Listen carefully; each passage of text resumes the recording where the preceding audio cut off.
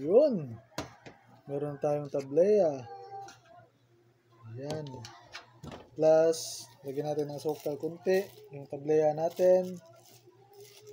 With putumaya sa malamig na panahon. Ayan. Sobrang sarap. Ayan. Sarap yan.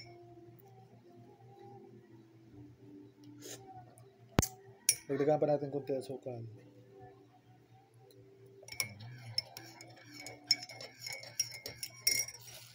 Yan na.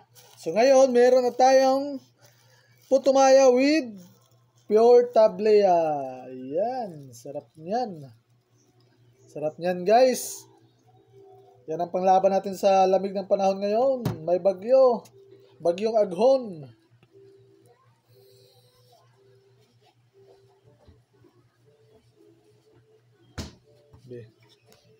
So, ayan guys.